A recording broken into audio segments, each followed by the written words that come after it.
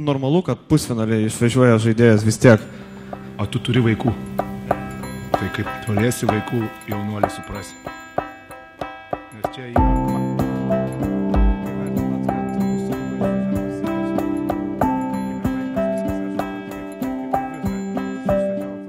kaip aš vertinu?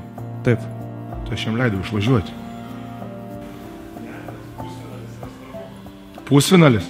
O kam jisai yra svarbus? Kuriai? Svarbu? Ar žmogui?